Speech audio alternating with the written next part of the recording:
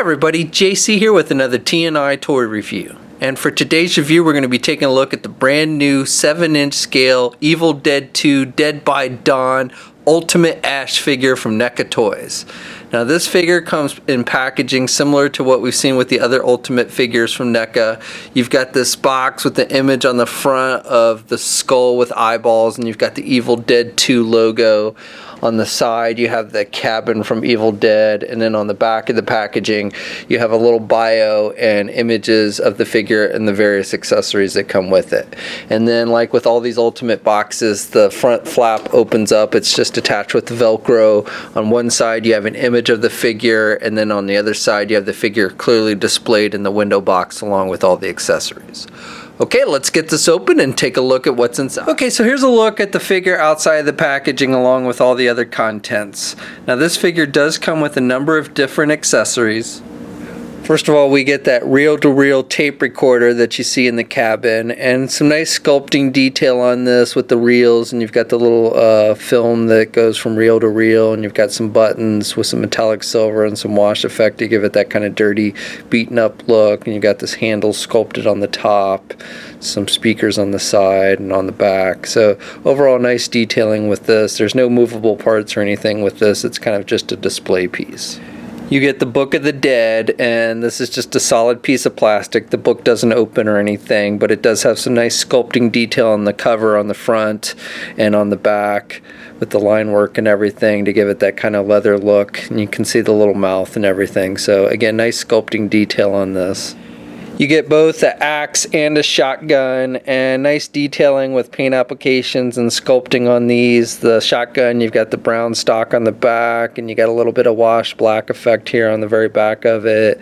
And you've got some lighter silver to give it some scratch marks on the front part of the gun to give it that kind of metal look. You've got the trigger and everything, so nice sculpting detail. And then with the axe, you've got this green goop all over the blade and down the handle. The handle's done with kind of a grainy brown look to give it that wood look, and the blade of the axe itself is done more with a blackish type color.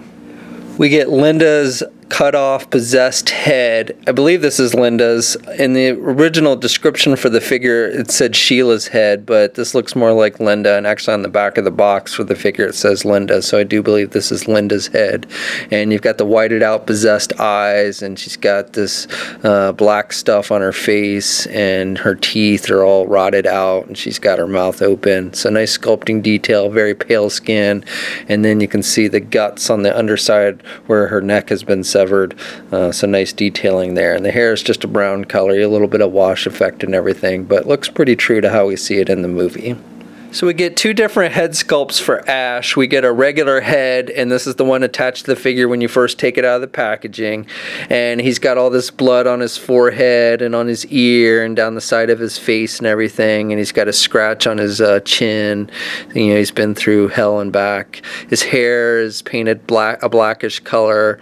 And he's got a little bit of dirt, especially down here on his neck and stuff. Not as much on his face, but a little bit of wash effect to give it some dirt. So this is a very similar head sculpt to the one that we got on the regular Ash figure that NECA had released, the non-articulated one. You know, so these two head sculpts are very similar to one another. And then the second head, if you want to switch it out, you just pop off the head, and it's attached with a little ball joint, and then you just pop on the second head. And the second head is a possessed Ash head sculpt. So this is, you know, after he's been possessed. So he's got the whited out eyes, and he's got the open mouth, and his face is all bruised, and you know, he's still got some blood on his forehead and everything. So you know, this is when he's been possessed in the movie, and looks like a zombie. We get Ash's severed, possessed hand, and this one does not attach to the figure. There's no hole in the back, and I like the sculpting detail and the paint applications with the wrinkled skin and the blood and everything, so it looks like a zombified hand, and he's got the longer fingernails that are painted a darker color. And on the bottom of the hand you've got some more blood and stuff and wrinkles and everything, so really looks like a shriveled up, gross, possessed hand. Then finally we get two different lower right arm pieces. So the one that's attached to the figure has the hand that's been cut off and it's wrapped up with the bandages and everything. And then to switch that out, you just pull it off there at the elbow, and then you just pop in the second one. And the second one has a hand attached, so you can either have it with the possessed hand attached. Now this is different than the one I just showed you, so you get two different possessed hands with this figure, and this one's very similar looking to the other one. It's just you can attach it to the arm, or you can pop this off and then you can put on a regular hand, you know, before it got possessed.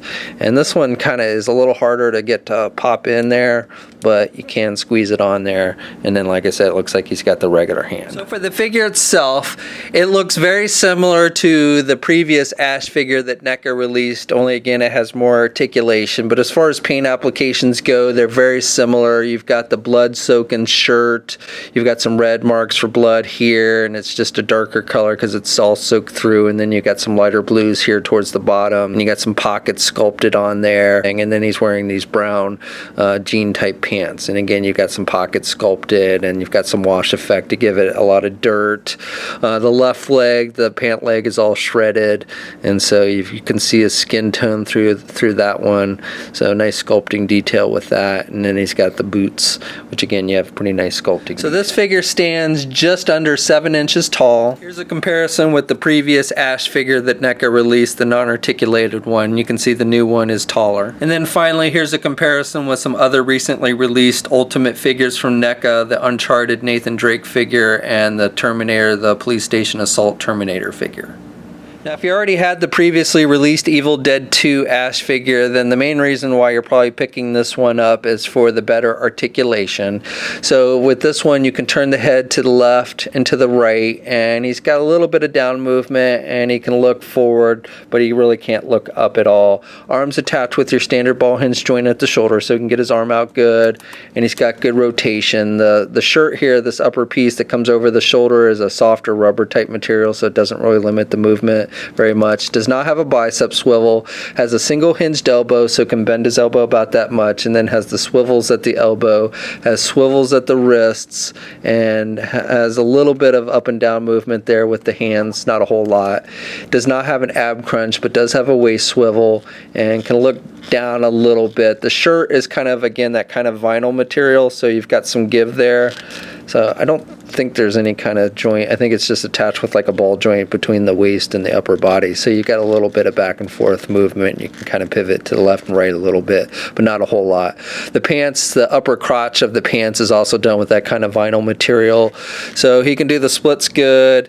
He can get his leg forward about that much. You do kind of push up on that vinyl material of the pants when you do that, and then he can do his leg kind of out and back. And then the legs are attached with ball hinge joints, and you've got a swivel up high there, which you really can't see, which is nice. And then he's got a single hinged knee, so he can only bend his knee about that much. And he's got rotation there at the knee. And then for the feet, he's got a little bit of back and forth movement, not a whole lot. He does have rotation, and you can kind of rock the foot back and forth, but I really wouldn't call it ankle pivot per se. And then he's got 2 peg holes on the bottom of the feet. Okay, so that's my review. Overall, I like this figure. It's definitely an improvement over the previous one NECA did as far as articulation. I wouldn't go as far as calling this a super articulated figure, but definitely has much better movement than that previous one. The sculpting and the paint applications are nice, and you get a lot of cool accessories with this one. So this figure is hitting shelves now. We'll have a full image gallery up at toynewseye.com. There'll be a link in the video description below. As always, leave a comment. Let us know what you think. If you're so inclined, please like the video. Also, if you haven't already, please follow me on my Facebook, Twitter, and Instagram accounts. I'll have links to those in the video description as well. And until next time, I'll catch you later.